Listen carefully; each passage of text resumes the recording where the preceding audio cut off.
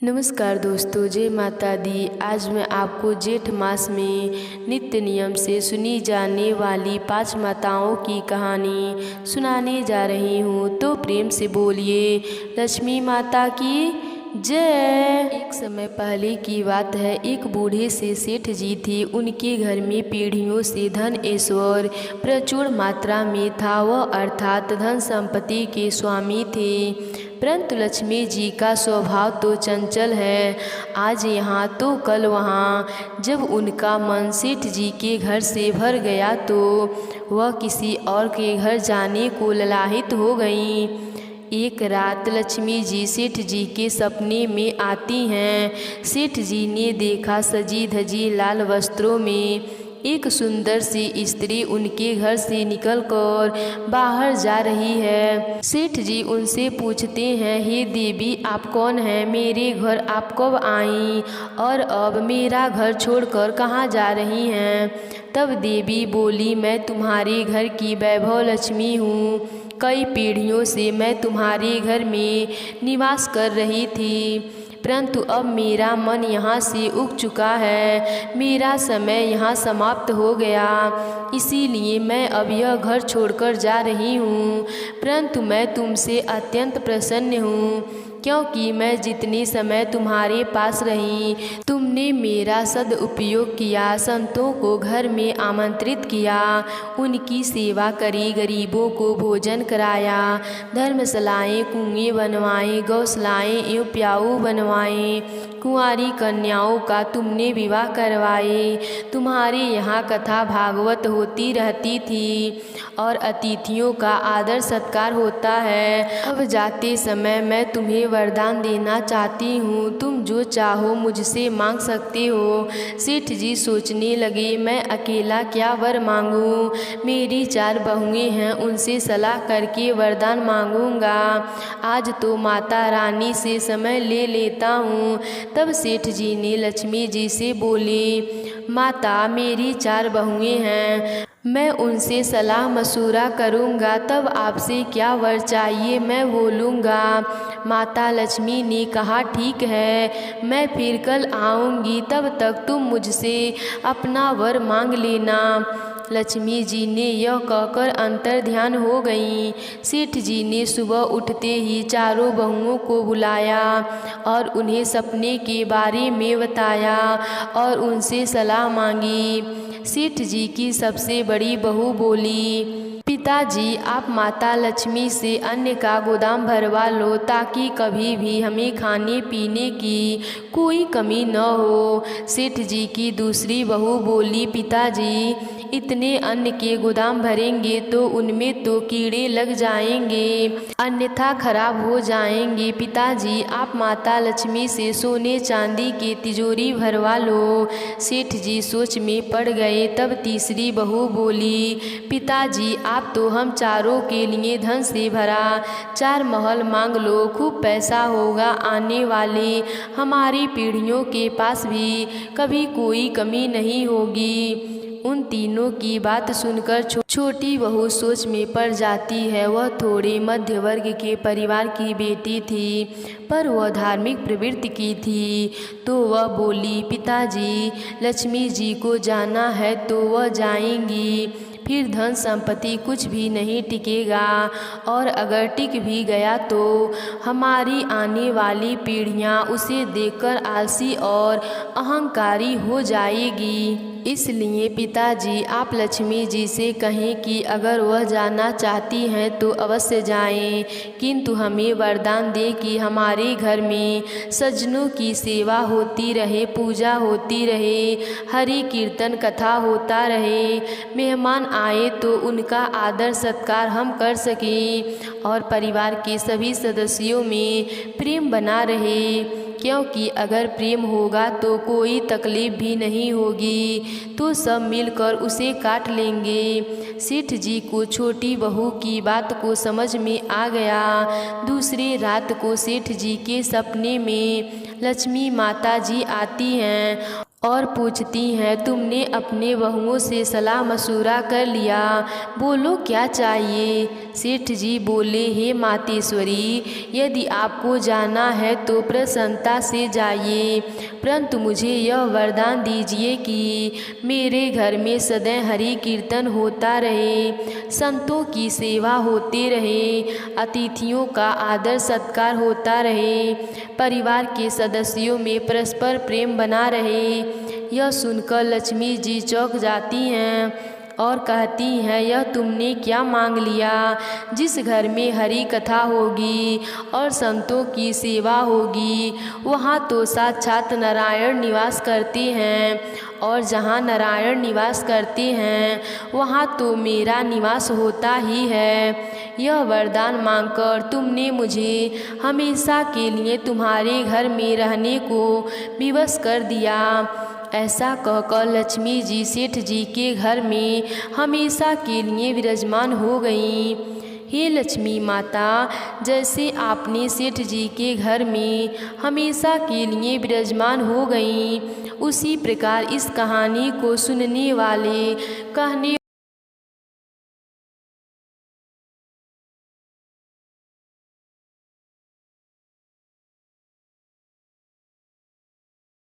एक समय की बात है। एक गांव में एक परिवार रहता था। उस परिवार में माँ, बेटा और बहू रहते थे। बहू बहुत ही सीधी सादी और शांत स्वभाव की थी, पर सास बड़ा ही झगड़ालू और घमंडी थी। वह अपने बहू के साथ बहुत अत्याचार करती थी, उससे घर का सारा काम करवाती और उसे खाने के लिए एक सूखी रोटी दे देती थी। उसके पति को यह सब पता नहीं था। वह सुबह होते ही खेत में चला जाता और बहू सुबह होते ही काम में लग जाती। एक दिन एक पड़ोसन बहू से मिली। बातों ही बातों में तुलसी माता की महिमा बहू को बताया। सारी बात सुनकर बहू ने अपने मन में भी तुलसी माता का नित्य नियम करने का निर्णय ले लिया। बहू शाम को तुलसी जी की महिमा की बात अपनी सास को बताई। तब वह बोली, कोई ज़रूरत नहीं है कोई नियम लेने के, घर का काम करो। बहू चुप रह गई। अब बहू सुबह जल्दी उठकर नदी पर स्नान करने गई। वहीं एक घड़े में पानी भरा और तुलसी माता के पौधों को सींचा। वहीं बैठकर तुलसी माता की कहानी सुनी। बहू यही नियम पूरे महीने करने का ले लिया। सास के जागने से पहले बहू घर आ जाती। यही सिलसिला रोज का था। इसी तरह 15 दिन बीत गया। एक दिन सास जल्दी उठ गई। उसने देखा बहू घर में नहीं है। वह समझ गई कि वह जरूर तुलसी सींचने गई है। बहू के वापस आने पर उसने बहू से कुछ नहीं कहा। सास सोच रही थी कि बहू का नियम कैसे छुड़ाया जाए। अगले दिन सास ने उसका मटका बदल दिया। पक्के मटके की जगह कच्चे मिट्टी का मटका रख दिया। सुबह अंधेरे में बहू कच्चे मिट्टी का मटका लेकर नदी पर गई। बहू ने स्नान किया, फिर उसमें मटके में जल भरने के लिए जैसे ही मटका नदी में डुबोया, मटका गल गया और सारी मिट्टी बह गई। बहू यह देखकर रोने लगी। वह तुलसी माता के पास जाकर रोने लगी और रोते रोते बोली, हे तुलसी माता, आज मेरे नियम टूट गए, मुझे क्षमा कर दीजिए। तभी तुलसी माता प्रकट होकर बोली, तुमने आज जल के स्थान पर अपने आंसुओं से सींचा है, तुम्हारा नेम पूरा हो गया। तब बहू ने कहा, माता, मैं कल कैसे जल लेकर आऊंगी? यदि मेरी सास को पता चला कि मैंने मटका नदी में बहा दिया है तो वह बहुत गुस्सा होंगी। तब तुलसी माँ ने उसे सोने का एक मटका दिया, जिसे लेकर बहू खुशी खुशी घर आ गई। सास के पूछने पर उसने सारी बात बताई। सास बहुत खुश हुई। उसने अपनी बहू से कहा, सोने के मटके में यदि जल लेकर जाओगी तो गांव वाले इसे छीन लेंगे। तू कल फिर जाकर तुलसी माता से रो रो कर दूसरा मटका मांग लेना। बहू बहुत ही सीधी सादी थी। वह अगले दिन तुलसी माता के पास जाकर फिर रोने लगी। तुलसी माता के पूछने पर उसने उसने सारी बात बताई। तब तुलसी माँ ने उसे एक चांदी का मटका दिया। बहू चांदी का मटका लेकर घर आ गई, लेकिन उसकी सास ने वह भी रख लिया और अपने बहू से फिर अगले दिन रोने को कहा। बहू सास के डर से फिर तुलसी माँ के पास बैठकर रोने लगी। तुलसी माँ आकर पूछा, क्यों रो रही हो? बहू ने सारी बात बताई। तुलसी माँ ने कहा, तेरी सास की लालच कभी खत्म नहीं होगी, तू आज मिट्टी का मटका लेके जा। यह कहकर तुलसी माँ ने उसे मिट्टी का मटका दे दिया। बहू जब घर आई तो उसकी सास गुस्सा हुई। उसने कहा, तेरी तुलसी के पास बस इतना ही धन है, जिसके पास कुछ नहीं है उसे जल से सींचने से क्या लाभ। लेकिन बहू ने सास की बात नहीं मानी और पूरे महीने सास से छुपकर नदी में स्नान करती और तुलसी को सींचती। महीना समाप्त होने पर एक दिन छुपाए हुए दोनों घड़े को सास ने देखा, वह कच्चे मिट्टी के बन गए। यह देखकर सास बहू को बुरा भला कहने लगी। तभी तुलसी माता वहाँ प्रकट हुई। उन्होंने कहा, तुमने लालच और घमंड में बहुत पाप किए हैं, इसीलिए तुम्हारे छूने से यह मटके मिट्टी के बन गए। जैसे बोओगी वैसे ही फल काटोगी। सास की आंखें खुल गई। वह बहू से तुलसी माता से माफ़ी मांगने लगी। तुलसी माँ ने उसे क्षमा कर दिया और खुश रहने का आशीर्वाद दिया। तुलसी माता के कृपा से दोनों घड़े सोने के हो गए।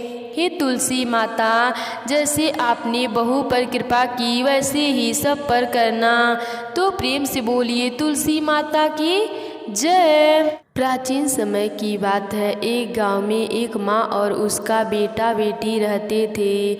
माँ गरीब थी, वह मजदूरी करके अपने परिवार का पेट भरती थी। धीरे धीरे दिन गुजरते गए और बच्चे बड़े होने लगे। बेटी शादी के योग्य हो गई। तब माँ बूढ़ी हो गई। माँ ने अपने बेटे से कहा कि बेटा, तेरी बहन शादी के योग्य हो गई है, इसीलिए तेरे जैसा घर व वर देखकर उसकी शादी करा देना। ऐसा बोलकर माँ तो कुछ दिनों बाद मर गई। उसका भाई गांव-गांव में घूमने लगा, लेकिन बहन की योग्य पति नहीं मिला। वह घूम घूम कर थक गया और एक दिन सोचने लगा कि मेरे जैसा तो इस दुनिया में कोई नहीं है, इसीलिए मैं ही इससे शादी कर लेता हूँ। ऐसा सोचकर वह चुनरी और शादी के लिए सब सामान ले आया। तब उसकी बहन ने पूछा कि भाई, तुम यह सब सामान क्यों लेकर आए हो? तब उसके भाई ने कहा कि बहन, यह सब सामान तुम्हारी शादी के लिए लेकर आया हूँ। गांव वालों ने बहन से कहा कि तुम्हारा भाई ही तुमसे शादी करने वाला है। तब बहन ने जाकर अपने भाई से पूछा कि भाई, मेरी शादी किससे कर रहे हो? इस पर भाई ने कोई जवाब नहीं दिया। तब बहन समझ गई। उसने एक लोटे में जल लिया, चुनरी ली और चप्पल पहनकर जंगल की तरफ चल गई। जंगल में गाय चराने वाले ग्वालों ने उससे पूछा कि कहाँ जा रही हो? तो वह कुछ नहीं बोली। वन में जाकर वह धरती माता को पुकारने लगी और बोली कि हे धरती माँ, अब तू ही मेरी लाज रखना, वरना अनर्थ हो जाएगा। वह बोली, मैं क्या करूँ? माँ, मुझे अपनी गोद में ले लो, नहीं तो अन्याय हो जाएगा। तब धरती माता फटी तो बहन ने एक तरफ लोटा, चुनरी और चप्पल रख दिए और वह धरती में जाने लगी। इतने में दौड़ता हुआ उसका भाई जंगल में आया और उसने ग्वालों से पूछा कि मेरी बहन किधर गई है? ग्वालों ने कहा कि तेरी बहन उस तरफ गई है। वह बहन बहन पुकारता हुआ उस तरफ दौड़ता है। तब वह देखता है कि उसकी बहन धरती में समा रही है। यह देखकर वह बहन को पुकारता हुआ उस तरफ दौड़ता है। तब तक उसकी बहन धरती में समा चुकी थी, केवल थोड़े से बाल दिखाई दे रहे थे। वह बहन के बालों को मुट्ठी में पकड़कर रोने लगा। बहन, तू सत्य के लिए धरती माँ की गोद में समा गई। मेरी बुद्धि भ्रष्ट हो गई थी। माँ का वचन निभाने के लिए मेरे जैसा कोई वर नहीं मिला, इसीलिए ऐसा विचार आया। ऐसा बोलकर वह जोर जोर से रोने लगा। तब धरती माँ ने सत्य के लिए बेटी को अपने में समा लिया। जो बाल बाहर थे वे दूब बन गए। इसीलिए औरतों ने धरती माँ की कहानी सुनती हैं और चुंडी, चप्पल, लोटा, बर्तन में हरी मूंग और लड्डू कुंवारी कन्याओं को देती हैं। जो भी धरती माता की कहानी को सुनता है, धरती माता उसको सुख रखेंगी। हे धरती माता की कहानी कहने वाले, सुनने वाले और हुंकार भरने वाले पर सब पर अपनी कृपा बनाए रखेंगी। तो प्रेम से बोलिए धरती माता की जय। राम आए, लक्ष्मण आए, देश के पुजारी आए, नित्य नेम का नियम लाए। आओ राम, बैठो राम, माखन मिश्री खाओ राम, दूध बतासा पियो राम, सूत के पलका ओठो राम, दाल पिसाला आठो राम, राम सवारी सबके काम, खाली घर भंडार भरेंगे, सबका बेड़ा पार करेंगे। जय श्री राम, जय श्री राम। यह कहानी माता सीता कहती और भगवान श्री राम जी सुना करते थे। एक दिन भगवान श्री राम किसी काम के लिए बाहर जाना पड़ा। तो माता सीता कहने लगी, भगवान, मेरा तो 12 वर्ष का नित्य नेम है। अब आप बाहर चले जाएंगे तो मैं अपनी कहानी किसे सुनाऊंगी। तब भगवान श्री राम जी ने कहा, तुम कुएं की पाल पर जाकर बैठ जाना और वहाँ जो भी औरत पानी भरने आएंगी उन्हें तुम अपनी कहानी सुना देना। सीता माता कुएं की पाल पर जाकर बैठ गईं। एक स्त्री आई, उसने रेशम की जड़ी वाली साड़ी पहन रखी थी और सोने का घड़ा ले रखा था। सीता माता उसे देखकर कहती हैं, बहन, मेरा 12 वर्ष का नित्य नेम है, सुन लो। पर वह स्त्री बोली, मैं तुम्हारा नित्य नेम सुनूंगी तो मुझे घर जाने में देर हो जाएगी और मेरी सास मुझसे लड़ेगी। उसने कहानी नहीं सुनी और वह चली गई। उसकी रेशम जड़ी की साड़ी फट गई, सोने का घड़ा मिट्टी के घड़े में बदल गया। सास ने देखा तो पूछा कि यह किसका दोष अपने सिर पर लेकर आई है। बहू ने कहा कि कुएं के पाल पर एक औरत बैठी है, उसने कहानी सुनने के लिए कहा, लेकिन मैंने सुनी नहीं, जिसका फल यह मिला है। बहू की बात सुनकर अगले दिन वही साड़ी और घड़ा लेकर सास कुएं पर गई। सास को वही औरत सीता माता बैठी मिली थी तो माता सीता ने कहा, बहन, मेरी कहानी सुन लो। सास बोली, एक बार क्या, मैं तो 1000 बार आपकी कहानी सुन लूँ। राम आए, लक्ष्मण आए, देश के पुजारी आए, नित्य नेम का नेम लाए। आओ राम, बैठो राम, तब सी रसोई जियो राम, माखन मिश्री खाओ राम, दूध बतासा पियो राम, सूत के पलका में ओठो राम, साल दुसाला पाठो राम, राम दुसाला आठो राम, राम जब बोलो तब राम, आगे राम संभाले सबके काम, खाली घर भंडार भरेंगे, सबका बेड़ा पार करेंगे। जय श्री राम, जय श्री राम।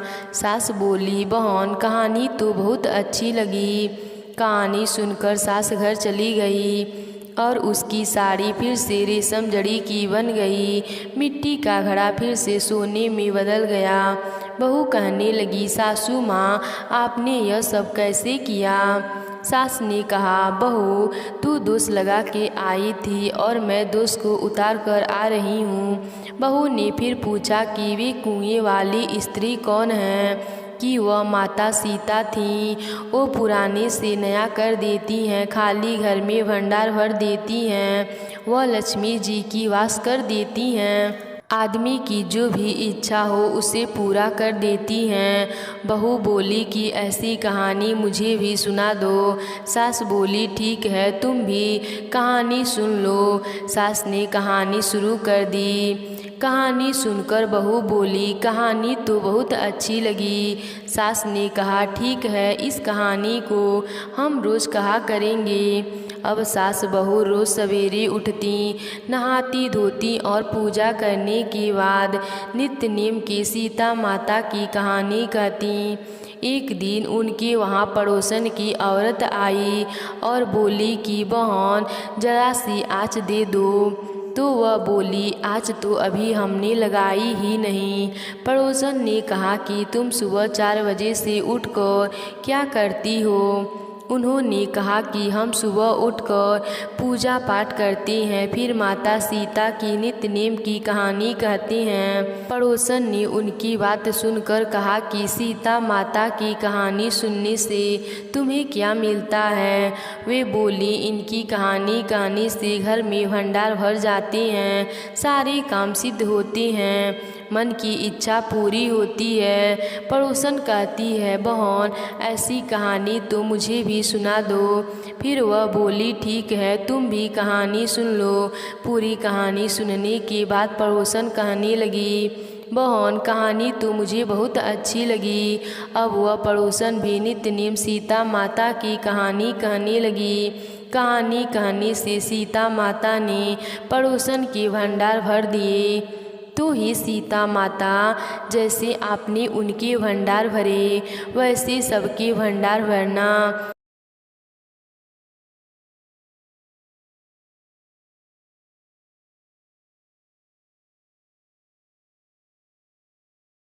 माता पार्वती शिव जी को पति के रूप में प्राप्त करने के लिए घोर तप कर रही थीं। उनके तप को देखकर देवताओं ने शिव जी से देवी की मनोकामना पूर्ण करने की प्रार्थना की। शिव जी ने पार्वती जी की परीक्षा लेने के लिए सपर्त ऋषियों को भेजा। सपर्त ऋषि ने शिव जी के सैकड़ों अवगुणों को गिनाया, पर पार्वती जी को महादेव जी के अलावा किसी और से विवाह मंजूर न था। विवाह से पहले सभी वर अपनी भावी पत्नी को लेकर आश्रित होना चाहते हैं, इसीलिए शिव जी ने भी स्वयं भी पार्वती जी की परीक्षा लेने की ठानी। भगवान शंकर प्रकट हुए और पार्वती जी को वरदान देकर अंतर ध्यान हुए। इतने में जहाँ वह तप कर रही थीं, वहीं पास में तालाब में मगरमच्छ ने एक लड़के को पकड़ लिया। लड़का जान बचाने के लिए चिल्लाने लगा। पार्वती जी से उस बच्चे की चीख सुनी न गई। द्रवित हृदय होकर वह तालाब पर पहुंची। देखती हैं कि मगरमच्छ लड़के को तालाब के अंदर खींच कर ले जा रहा है। लड़के ने देवी को देखकर कहा मेरी न तो माँ है, न बाप, न कोई मित्र, माँ आप मेरी रक्षा करें। पार्वती जी ने कहा हे ग्राह इस लड़के को छोड़ दो। मगरमच्छ बोला दिन के छठे पहर में जो मुझे मिलता है उसे अपना आहार समझकर स्वीकार करना मेरी नियम है। ब्रह्मा देव ने दिन के छठे पहर इस लड़के को भेजा है, मैं इसे क्यों छोड़ूं? पार्वती जी ने विनती की तुम इसे छोड़ दो, बदले में तुम्हें जो चाहिए वह मुझसे कहो। मगरमच्छ बोला कि एक ही शर्त पर मैं इसे छोड़ सकता हूँ। आपने तप करके महादेव जी से जो वरदान लिया, यदि उस तप का फल मुझे दे दोगी तो मैं इसे छोड़ दूंगा। पार्वती जी तैयार हो गईं। उन्होंने कहा मैं अपने तप का फल तुम्हें देने को तैयार हूँ, लेकिन तुम इस बालक को छोड़ दो। मगरमच्छ ने समझाया सोच लो देवी, जोश में आकर संकल्प मत करो। हजारों वर्ष तक जैसा तप किया है वह देवताओं के लिए भी संभव नहीं है। उसका सारा फल इस लड़के के प्राणों के लिए चल जाएगा। पार्वती जी ने कहा मेरा निश्चय पक्का है, मैं तुम्हें अपने तप का फल देती हूँ, तुम इसका जीवन दे दो। मगरमच्छ ने पार्वती जी से तप दान दान करने का संकल्प करवाया। तप का दान होते ही मगरमच्छ का देह तेज से चमकने लगा। मगरमच्छ बोला, हे पार्वती, देखो तप के प्रभाव से मैं तेजस्वी बन गया हूँ। तुमने जीवन भर की पूंजी एक बच्चे के लिए व्यर्थ कर दी। चाहो तो अपनी भूल सुधारने का एक मौका और दे सकता हूँ।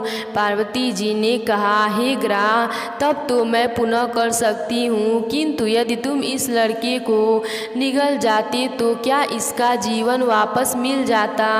देखते ही देखते वह लड़का अदृश्य हो गया। मगरमच्छ लुप्त हो गया। पार्वती जी ने विचार किया, मैंने तप को दान कर दिया, अब पुनः तप आरंभ करती हूँ। पार्वती ने फिर से तप करने का संकल्प लिया। भगवान सदाशिव फिर से प्रकट होकर बोले, पार्वती, भला अब क्यों तप कर रही हो। पार्वती जी ने कहा, प्रभु, मैंने अपने तप का फल दान कर दिया है। आपको पति रूप में पाने के संकल्प के लिए मैं फिर से वैसा ही घोर तप कर आपको प्रसन्न करूंगी। महादेव बोले, मगरमच्छ और लड़के दोनों रूपों में मैं ही था। तुम्हारा चिंत प्राणी मात्र से अपने सुख दुख का अनुभव कराता है या नहीं, इसकी परीक्षा लेने को मैंने यह लीला रची। अनेक रूपों में देखने वाला मैं एक ही हूँ। मैं अनेक शरीरों से अलग निर्विकार हूँ। तुमने अपना तप मुझे ही दे दिया है, इसीलिए अब और तप करने की जरूरत नहीं है। देवी ने महादेव को प्रणाम कर प्रसन्न मन से विदा लिया। तो प्रेम से बोलिए महादेव जी की जय, माता पार्वती की जय।